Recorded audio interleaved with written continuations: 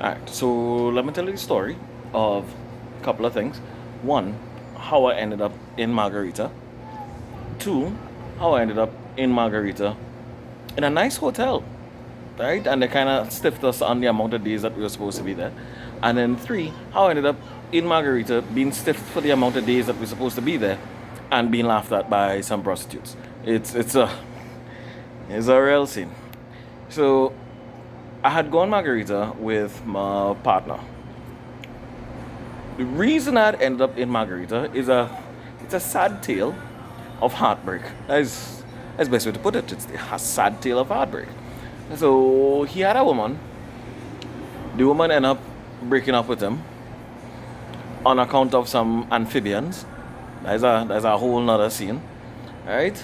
But they ended up being broken up, and he had apparently gotten tickets to go to Margarita um, with her, like spend a weekend and that kind of thing with her.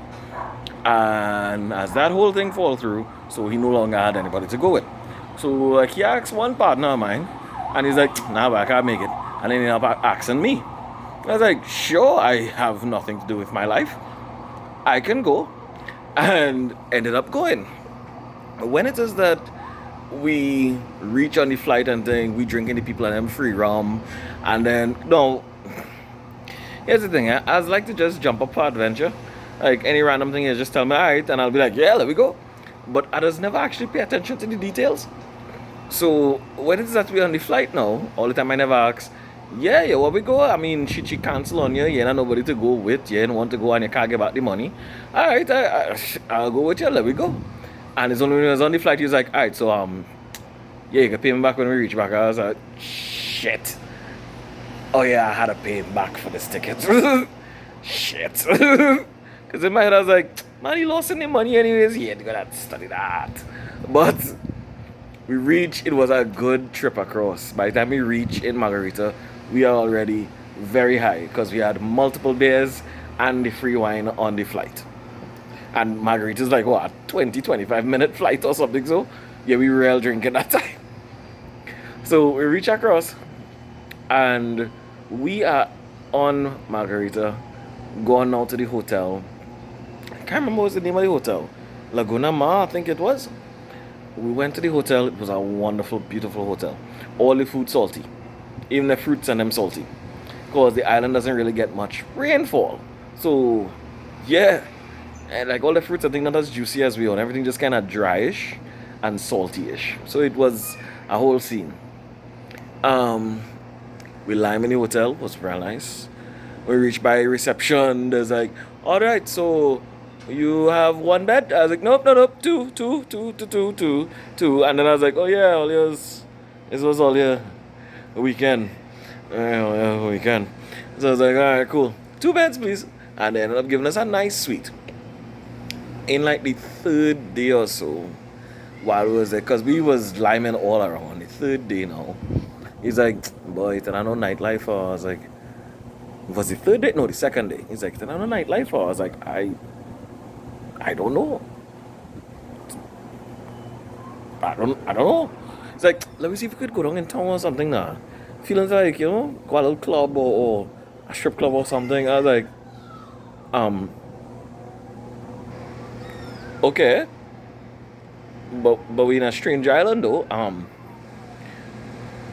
You want to go up? All right, I'll. Okay, all right, I'll let that go. Cool. Let me try and figure it out. Go on by the. No, remember, we in a Spanish-speaking country. My friend cannot speak Spanish to save his life, and I have the rudimentary basics, the basics of Spanish. I usually just call it like my prostitute Spanish, because it usually comes in handy when I have to speak with like people of that profession. Not as I say. That's a whole nother story, right? But the point is, I use it more when dealing with that profession. So I wouldn't ask them like where it have like a club or dancing or anything like that, and they tell us like White House, right? So I was like, okay, La Casa Blanco. I was like, all right, cool, yeah, White House is cool. And he's like, oh, you want to go White House, huh? I was like, why did this receptionist just take on that tone? That's weird. And we go on by the bar, and the barkeep, like the bartender was like, oh, White House, yes. You want to go White House? And I was like, what the hell is going on here? Why is everybody taking a tone? He's like, yeah, I called for you. I called a taxi for you. I was like, oh, okay, thanks. Call the taxi comes. Oh, you guys want to go White House? I'm like, what the shit is going on here? I was like, all right, cool. Me and my partner jump in the car, drive in. The entirety of Margarita on a Friday night is absolutely dead. Place dead. You're looking out the window, there's nobody walking the streets, there's nobody linemen, dead. We reach this place with a large metal gate. Alright? No entrance, just like a big metal gate. And we reach by the metal gate now, and the taxi driver jumps out. Now all the time he's like chuckling about where we're going, huh? He jumps out, goes and talks to somebody by the gate. And when he talks to the person, he comes back and says, yeah, you guys can go in now. So me and my partner come out the car, go in. So now we are thinking, alright, it's probably like a private compound and have like a little club or something behind. I not hearing no music though. He not hearing no music. He's like, different culture. I don't know. Maybe like, it's soundproofed or something. So when we reach in, we might probably hear it. Walks into the compound. It's just like a kind of like a large house. He's like, all right, we'll walk in. Goes in, and all we're seeing is like church pews. Like it had one row of like church pews, and then another row of church pews in front of that, and a big freaking aquarium with like a whole set of random fish. So it's like church pew, like church pew, space, and then big freaking aquarium right here. So, and when you look past the aquarium on the side, it have like a little corridor that goes down for like a bit and just have like rooms. So you're like, is this a club? What going on here? It's church pews. What going on? What's this? Like, what's this? I was like, Aaron, you bring me out of my house to get raped in Margarita. It's like, what's this? He's like, no, but I don't know what this is. I thought you'd have like a bar or selling drinks or something. I was like, I don't know. I was like, all right. We sit down on the church pews and them sitting down there going like, all right, well, what is this, boy? We're not too sure what's going on here. Shit. All right. Let me just wait. Maybe things are even out. We don't know what's going on.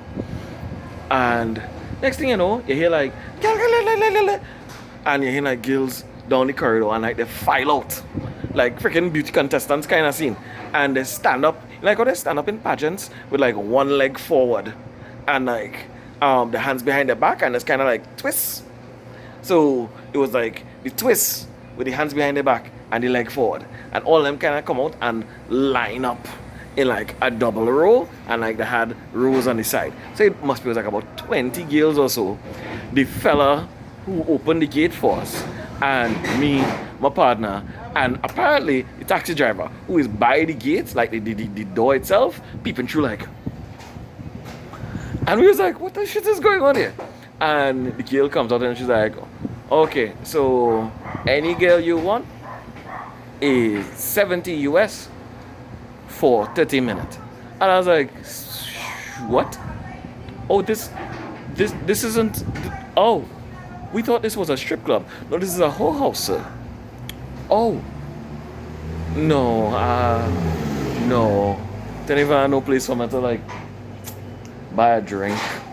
And I was like, oh well, it's like 70 US. And I was like, how much money I have on you?